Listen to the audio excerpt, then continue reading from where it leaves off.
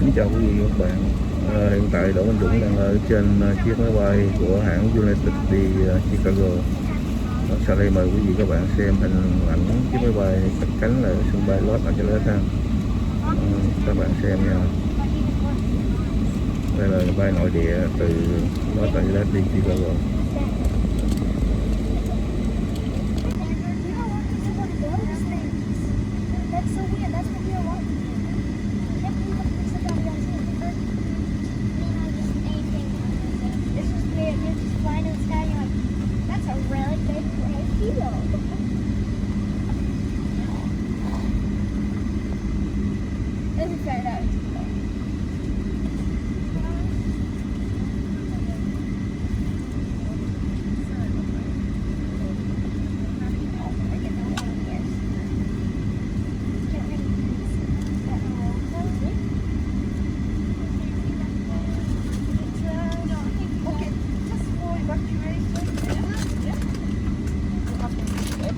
Under the sea, because crossing the adult kids. That'd be great.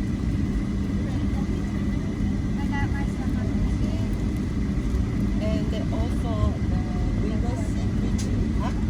Can you press the button here? Over here. Yeah. Okay, good. Thank you.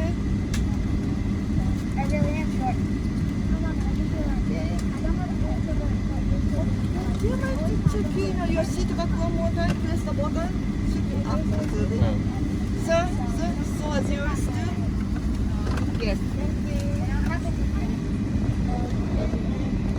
I'll probably take halfway. Once you're like, this is 3 hours flight, like that. 4 hours. Got it. I'll probably take it only like the end of the second hour.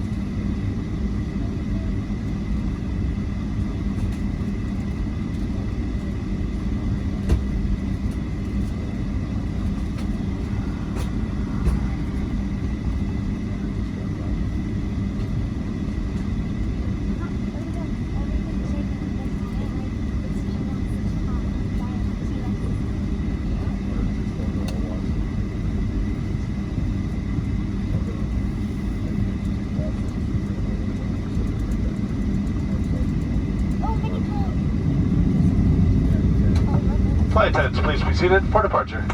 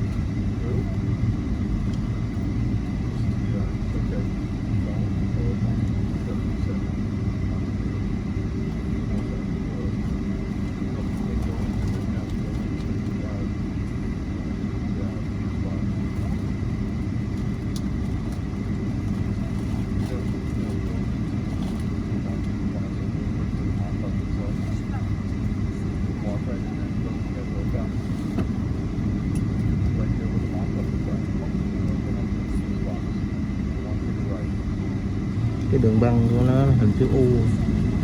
Nãy giờ là máy bay đang chạy dọc theo cái đường băng để cất cánh, bây giờ là quẹo vào cái đường chính để cất cánh này. Đó. Hình chữ U ha. Bây giờ mới chạy vô quẹo vô cái đường chính để cất cánh. Hai đường này nó song song một đường để chạy ra cái đường cất cánh.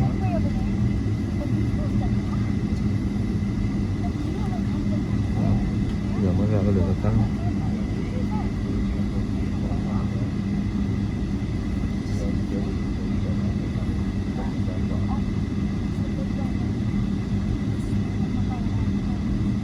Giờ mới vào vị trí để cất cánh, sẵn sàng cất cánh rồi đó. Cái đường hồi nãy là cái đường cặp theo cái đường cất cánh ha, cứ chạy lên cuối đường băng nó quẹo trở lại mới là cất cánh.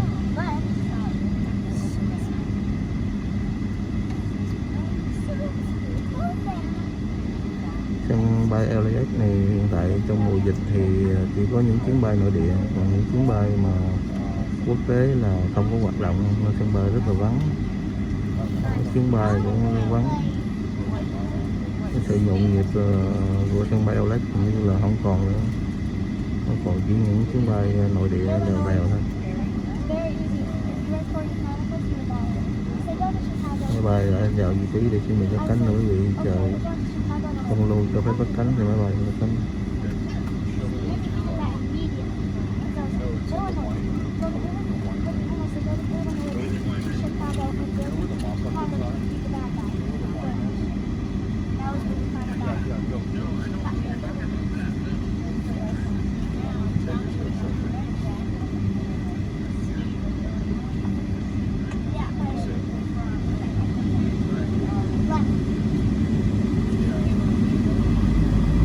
Máy bay chuẩn bị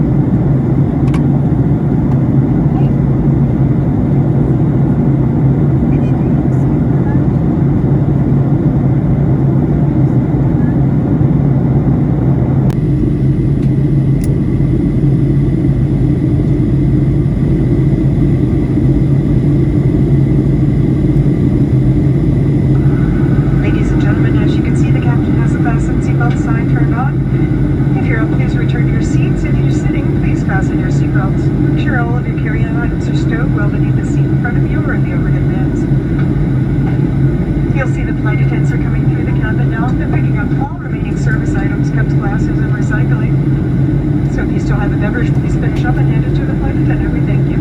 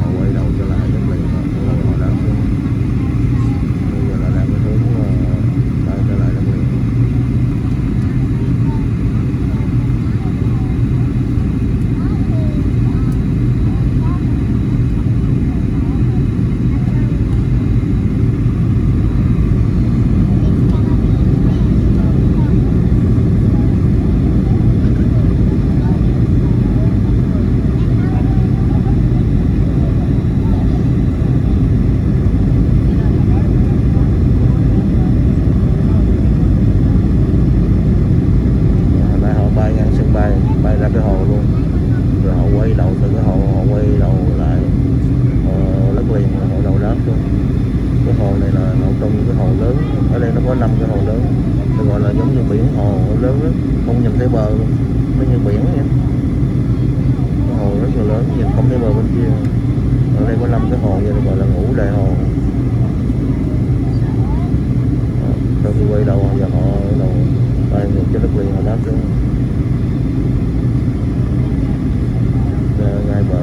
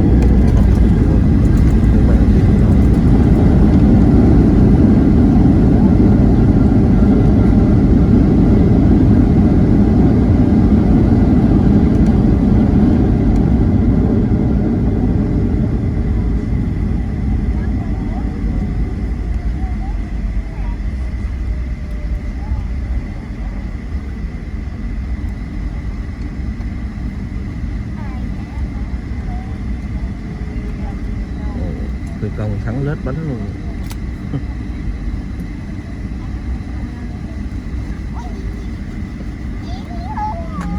Ồ, thắng dữ rồi.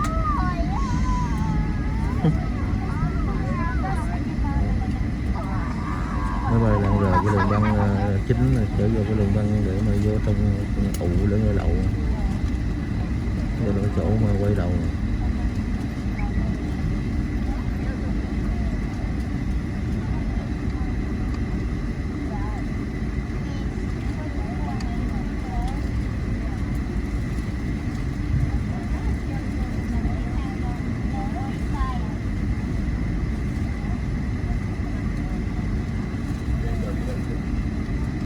Ok, xin chào quý vị. Cảm ơn quý vị đã xem video, rồi hẹn gặp lại quý vị ở những video tiếp theo. Cảm ơn quý vị.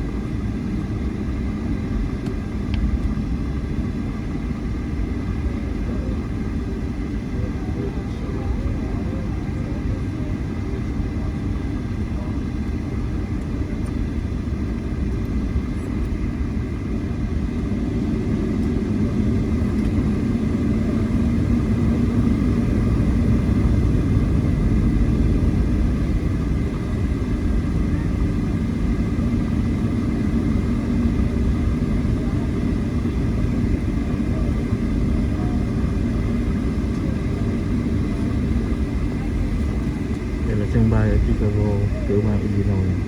Mọi người xem một vài hình ảnh ở cái sân bay này.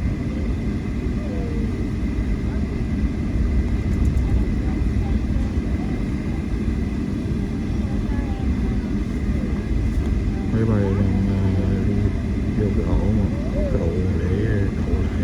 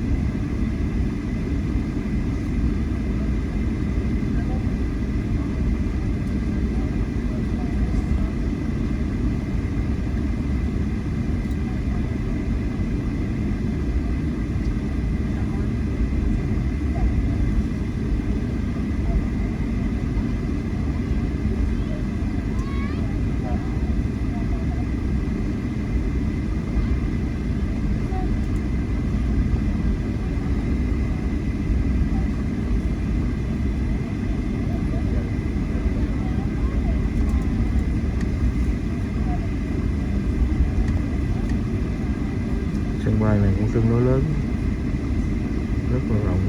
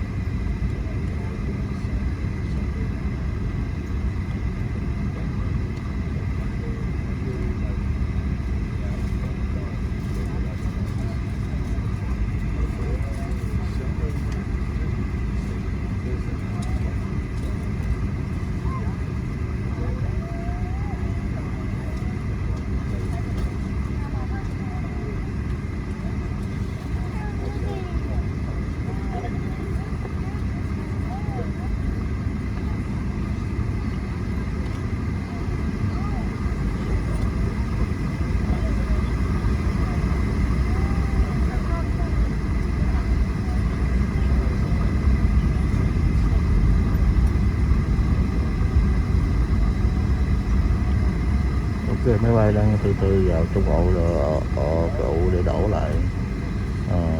Cảm ơn quý vị đã theo dõi cái clip cái đoạn video quay cất cánh từ Los Angeles và hạ cánh tại sân bay ở Chicago, Illinois. Cảm ơn quý vị đã theo dõi video. Hẹn gặp lại quý vị ở các video tiếp theo. Sau khi máy bay đáp đó, thì người ta sẽ lấy hành lý ra. Nếu mà chuyển tiếp máy bay thì ta chuyển hành lý qua máy bay khác. Rows 7 through 11, you may stand and collect your belongings, but please wait until first class is deplained. Cái cầu trượt là để trên cái xe, họ chạy cái xe lại gần máy bay. Họ cho hành lý bỏ lên cầu trượt xuống cái xe, đợi phía dưới.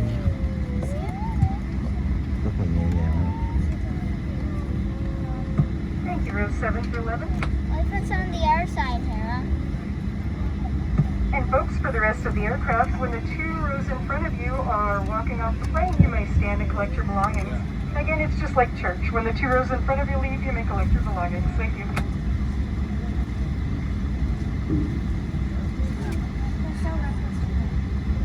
Cảm ơn quý vị đã theo dõi cái video cất cánh ở Los Angeles và hạ cánh ở Chicago, Illinois. Hẹn gặp lại quý vị ở các video tiếp theo.